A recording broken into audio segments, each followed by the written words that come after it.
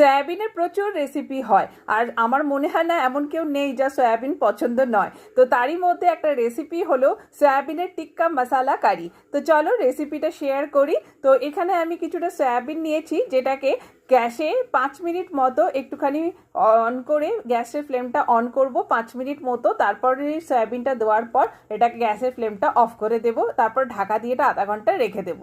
ঠান্ডা হয়ে গেলে এই সয়াবিন থেকে জলটাকে পুরো নিংড়ে নিয়ে একটা আলাদা পাত্রে উঠিয়ে রাখবো।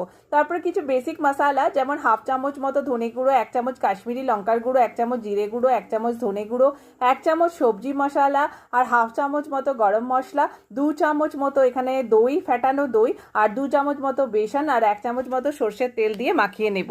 আর হ্যাঁ, 1 চামচ কিন্তু আমি এখানে আদা আর রসুনের পেস্টও দিয়েছিলাম, যেটা প্রথমে দিতে ভুলে গেছিলাম, সেটাও দেবো। আর একটুখানি ক্যাপসিকাম আর একটুখানি পেঁয়াজকে টুকরো বড় বড় করে কেটেছি, তো সেটাকেও এখানে ম্যারিনেট করে রেখে দেবো।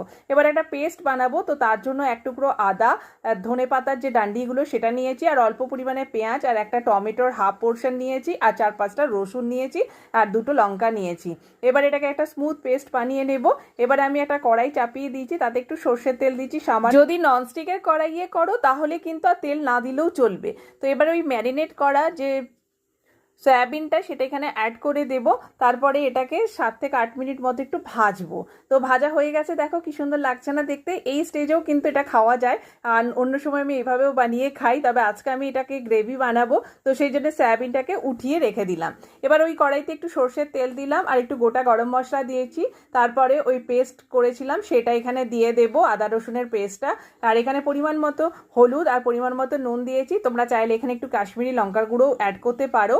তো তারপরে মশলাটা যখন একদম ভাজা ভাজা হয়ে যাবে, তখন ওই উঠিয়ে রেখেছিলাম সয়াবিনটা, সেটাও এখানে অ্যাড করে দেব। তারপর সয়াবিনটাকে নিয়ে মশলাটাকে আরও 2-3 মিনিট ভেজে নেব। তারপরে গরম জল দেব। তারপরে গ্যাসের ফ্লেমটাকে একটু হাই করে দিয়ে জলটাকে ফুটিয়ে নেব।